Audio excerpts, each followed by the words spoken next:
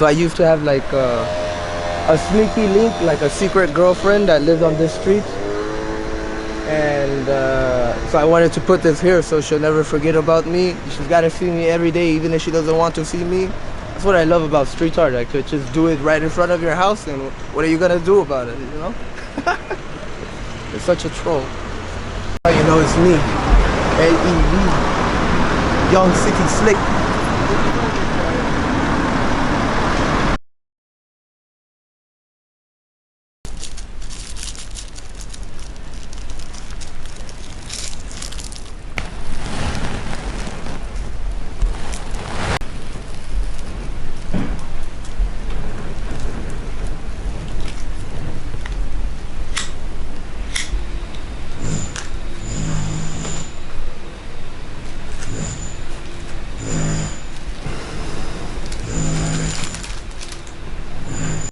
I was in Houston as a child, and I mean, when I've been living in my car for 1 year trying to make my dreams happen, to come to this place, it's kind of like a dreamland, you know? And I love it here.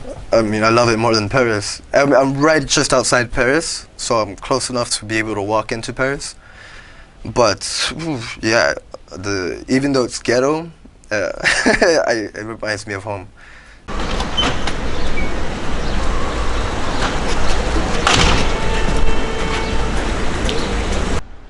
It's like about 6 months ago, my parents had finally kicked me out of their place for tattooing people in their home illegally.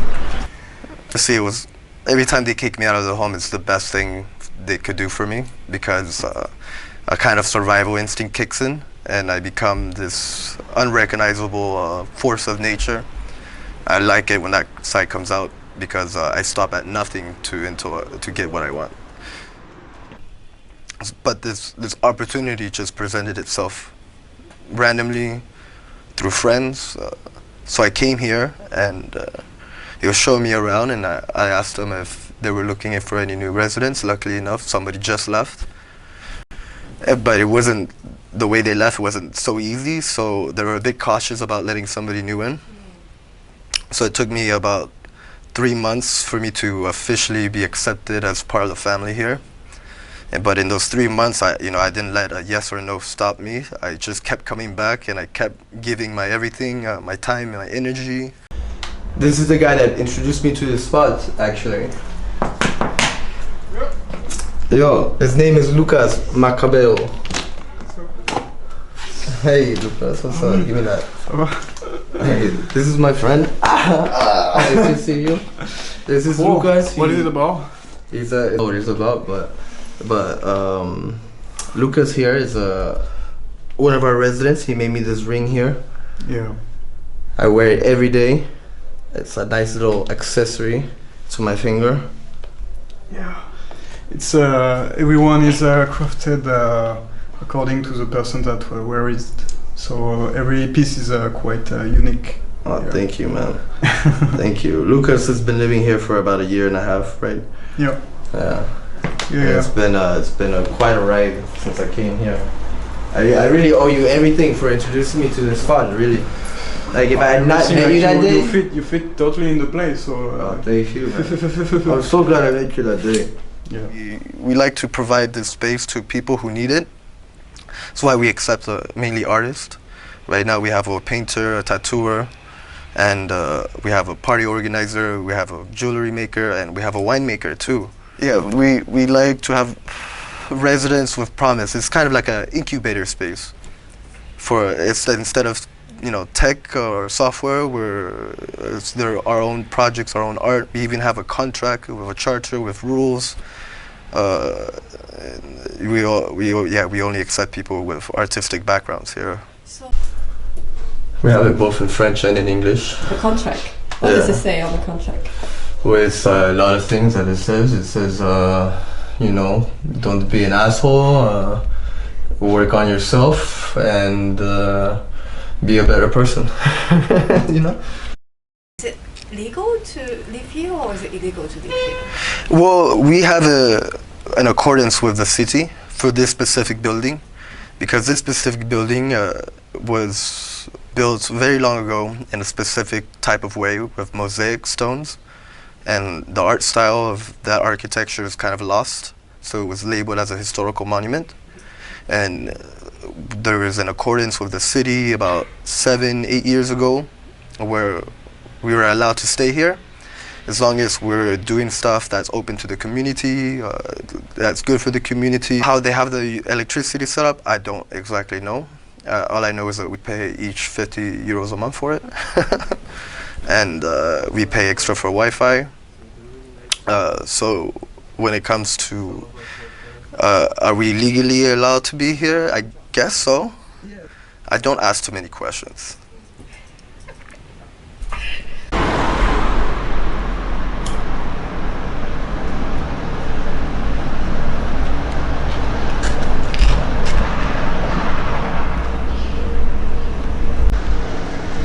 This area I call it the ghetto because, you know, it pretty much is that, in my opinion, of past ghettos I lived in. You know, there's a lot of minorities here.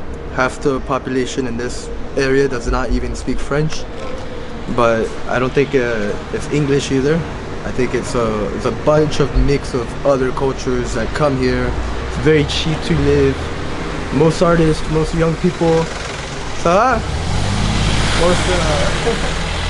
most young people come to live out here because it's cheap, the rent is low, and honestly I love the people better, even if I don't talk to any of them.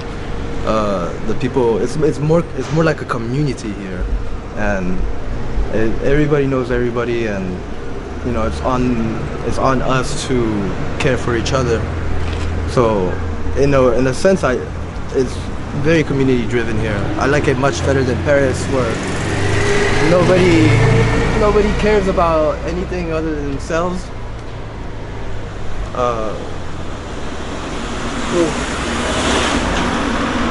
If you walk down that way, about 6 months ago there was a crack village where they had you know, all the tents and crackheads and whatnot.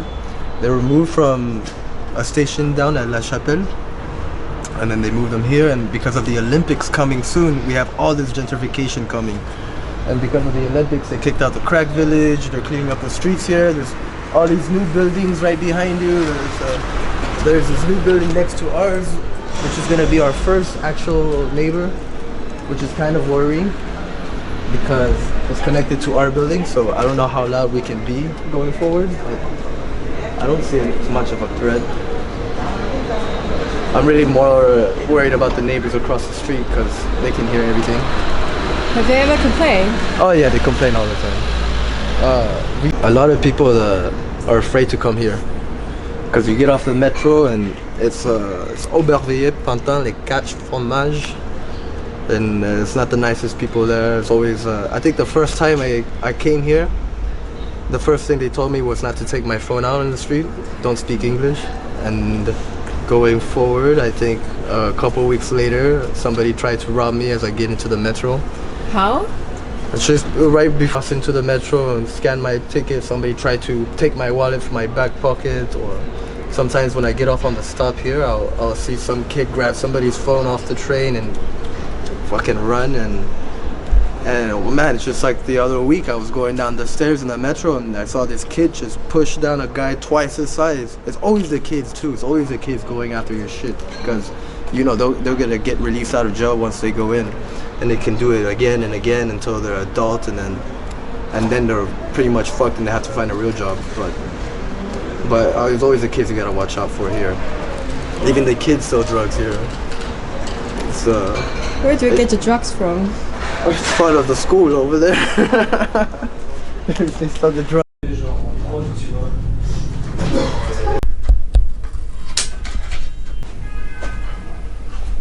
This was one of my most figurative pieces. It's a girl who broke my heart. Actually, this one is one of my favorites. It's a collaboration, one of the first collaborations I did with Etienne, the artist who works in this corner. And his art is super messy, so I kind of come and balance it out with a bit of minimalism. And let me see. It's like a big smell. I don't know if you can see.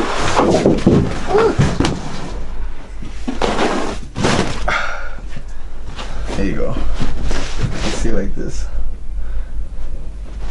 Normally his art touches all the corners, but here I helped him center it, and it came this cool piece. I specialize in a kind of art that's called a semic writing, and a semic writing has no. It's kind of like symbols. Yeah, it has no specific translation. It's more of a transfer of energy for me.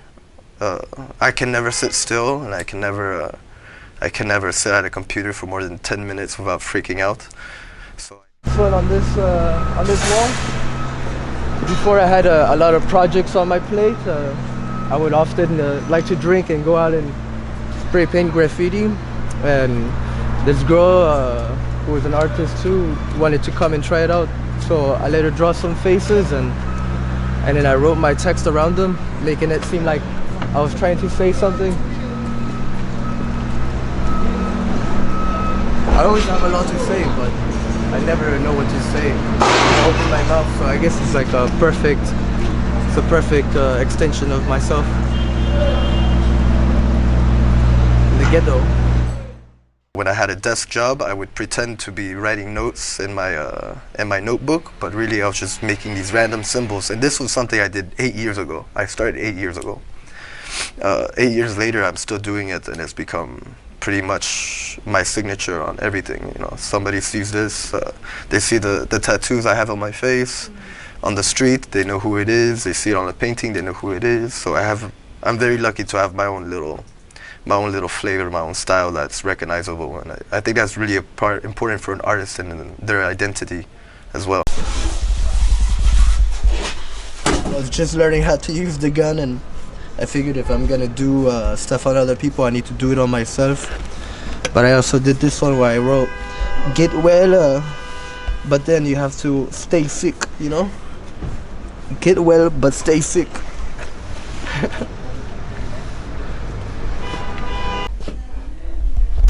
Okay, there you go. It's beer.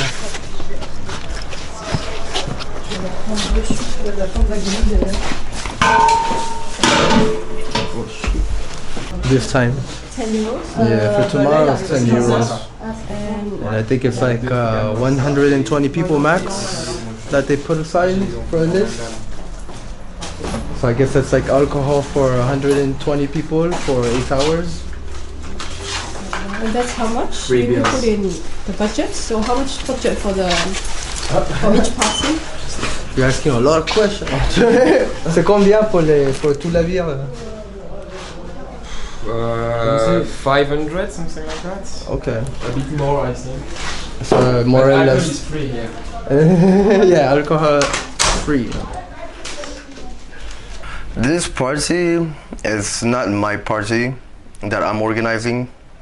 It's a party of one of our roommates here. It's called Cluster Collective, a collective they run, but this party is more of like a secret party gathering for all their members that are signed up on their email list. I do organize my events as well. I do bring a different type of crowd to my parties. My parties, it's pretty much not the same thing. I don't know, we haven't built our community yet. That's very strong, so we're kind of still in the process of building our audience. So we have a lot of different people that come through. Mostly it's just models right now, and DJs, and friends of friends. Some gallerists have come to my party.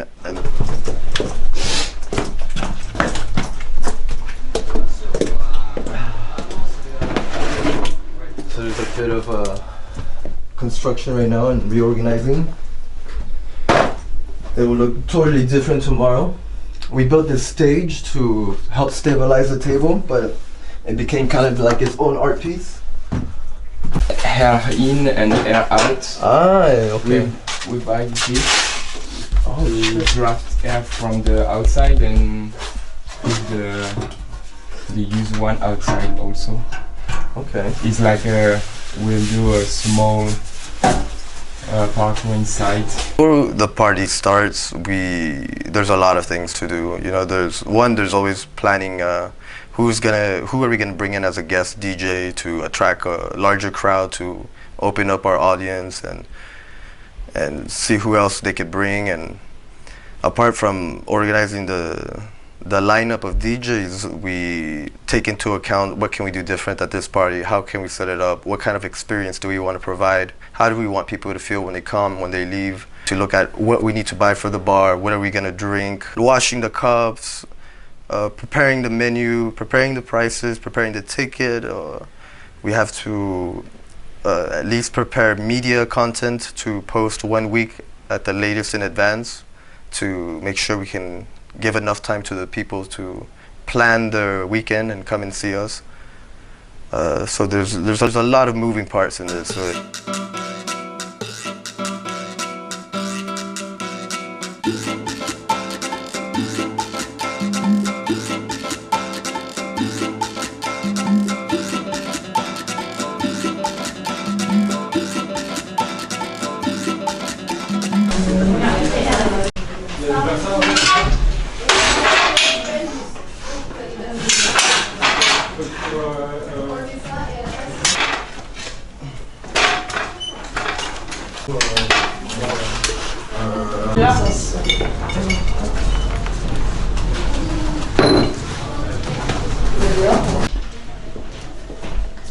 Après, est-ce qu'on le ménage? Ah, merci, tu me fais mon ménage.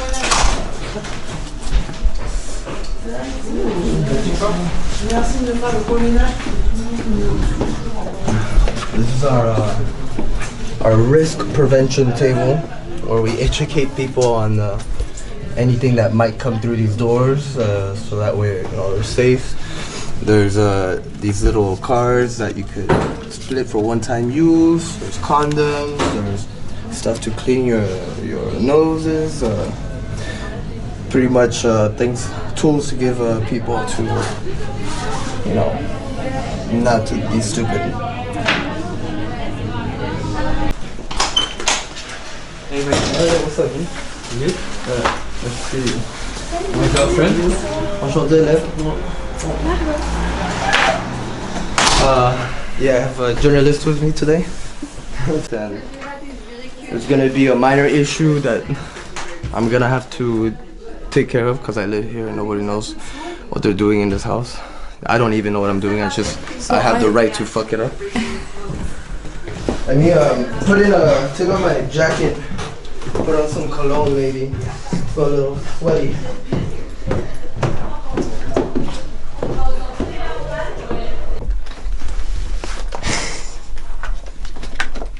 That's how you know you've been working.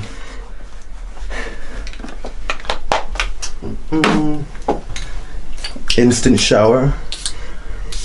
Gift from my mother. I believe that's all I need. Okay. Je sais pas où le mettre. Ok, on va. Il y avait Luna aussi. Cindy, hello.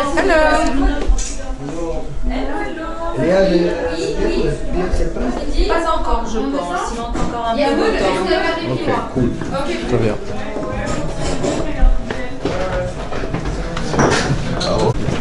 Alors, Zineb. Oui, tu es là. Je fais de la envoyer des balles.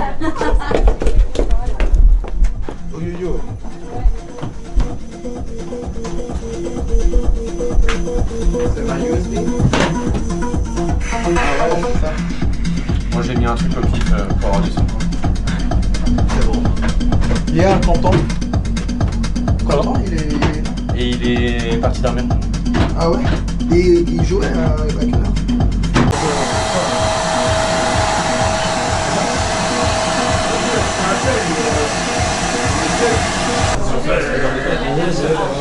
Ok. C'est où? Bonsoir. Bonsoir.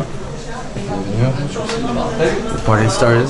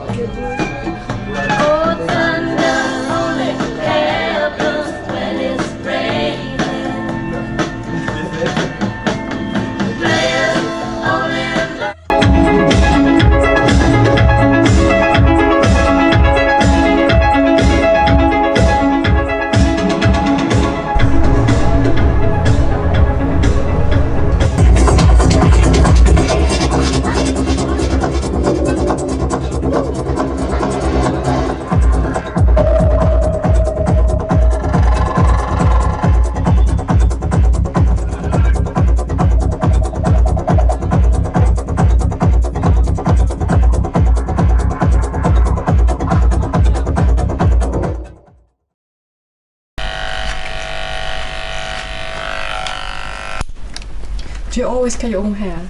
Yeah, I paid a lot of money on haircuts. And I cut my friend's hair too. Whether it be for maybe a couple bucks or like a poulet rôti, like a chicken to eat. I don't charge it much. I'll leave that here for now.